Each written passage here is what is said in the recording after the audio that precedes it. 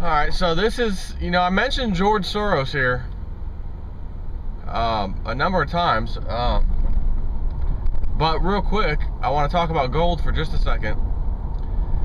And you remember the Indian astrologer guy, remember that? He says that from July forward of this year, he would not be advising anyone to short gold. That gold should be taking off. He's not sure what the whole reason is, but he's double checked, his charts, his astrological charts, whatever. It's not a good idea to go short on gold. Now think about this. The amount of pressure to keep the price from rising right now, last few weeks actually, has been immense. I don't know if I've ever seen the gold and silver cartel, the riggers, the manipulators, continuously barrage gold and silver prices. As soon as they rise, they push them down. As soon as they rise, they push them down, especially on gold.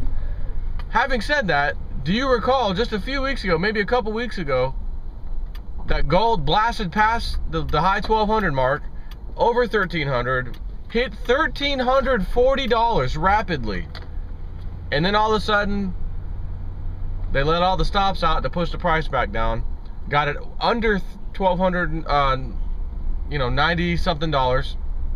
Matter of fact, it may have been 1280 something as far as the absolute low, and then it bounced back up over 1300. So they're throwing everything at gold and silver. So the bottom line was that if you did not listen to this astrologer and went long on gold when it jumped from roughly 1300 to 1340, you would have gotten your clocks cleaned, plain and simple. However, I don't think this little bull run's over. They tried and tried and tried to keep the price down. As soon as it rises, they slam it again. And it's like ready to rise the next day, and then they slam it. It's ready to rise the next day, and they hit it again. It's incredible. So back to George Soros.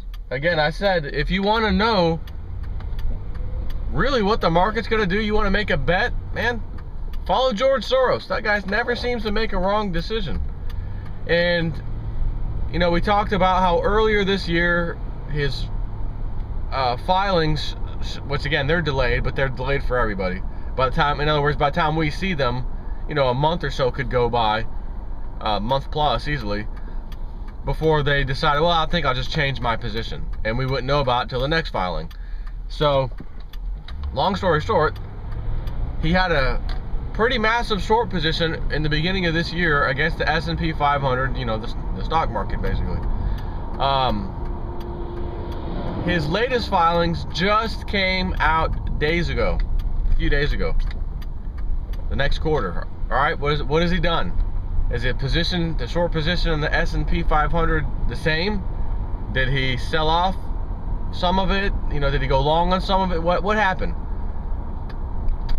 Well, what happened was that he took an even more massive short position out on top of that. So his net, what was it, 1.3 billion, I think, in the beginning of the year, and it is now 2.2 billion. New record high of 2.2 billion, or nearly double the previous all-time high of his short position. So, once again, this is George Soros doing this. I'm just trying to think, would there be any reason?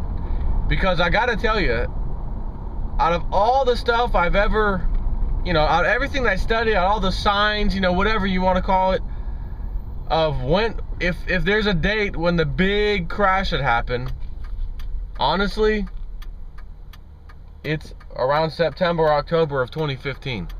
The whole blood moon things, the cycles of 7 things, all of this seems to line up.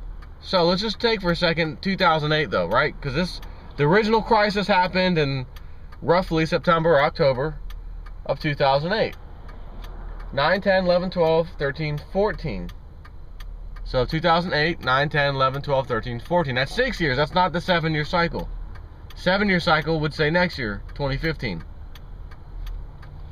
So the next question I definitely have is, well, if that's the case, and believe me, it really looks like it, why does George Soros have this massive short position on the S&P that he just practically doubled later in the year? Now, I thought when I originally talked about George Soros, a couple months ago, in this huge position he had back then, not even the doubling of the position, the first position, $1.3 billion. I thought everything, or whatever that article was that I was reading, said it was, the short position was for sometime later this year. So let's say September, October time frame. I was sure that was the case. But what is not being shown, and even in the latest filing report, when does the short positions expire? So in other words, if he's betting this huge crash in the stock market, and it doesn't happen by a certain time period, and usually that window's, it's a small window that you got to be right or else you're going to lose. I even tried to look back at the original stories of his short position from back in February or whatever, and I cannot seem to find anything right now that says and pinpoints his short position is for September or October later, this year. Now again, there's a window of time, and many times, depending on when you set it, pretty much dictates when that window of time happens for you. So now that I'm thinking about this, I'm thinking, well, maybe he's acquiring this massive short position slowly but surely over, each month, and it's going to keep building and keep building and keep building until September, October 2015, a year from now. So I don't know. All I can do is report whatever information I'm able to get. And right now, I cannot seem to find anything that says this position was for September or October this year. But I know when I first read it, it did say later this year. So the question, I guess the only question I can have at this point is, was the person or whoever wrote the article originally that caught my eye, were they speculating that, oh, it's probably for later this year because historically speaking, stock market crashes happen in October? And they wouldn't think that someone would have a short position 2+ years out, that it must be later this year. Is that possible? I have no idea. The good news is, we're not trying to figure out the exact date he's doing it so that we can capitalize. Because the way I feel, for every, and this is a fact, for every winning bet on the stock market, there has to be a losing bet. So if he's got a $2.2 billion bet, short position bet on the stock market, that means there are just as much money out there betting the opposite's going to happen, which means the market will continue to rise. I mean, you got that head of the IMF, International Monetary Fund, Christine Lagarde, giving this weird, never before type of speech you heard like this by anybody, any kind of financier, financial person, whatever, that talked about, literally comes out and talks about the cycles of 7, and, well, you add this and that up, take away that, you get the 7, see, huh? Knowing darn well she didn't exactly know what she was talking about, but she was just, as she said when she first stepped on stage, I just do what I'm told. What? So she's doing what she's told and just talking about this weird cycle of 7 in which she knows absolutely nothing about, but she's just a stooge, a player that's put in power to do the elite's bidding. And in order for the elite to communicate amongst themselves, she gives that big speech. That means, hey guys, hey club, yeah, it's gonna be going down, cycles of 7. So again, it appears that cycle of 7 does not end, the current one, until September 2015.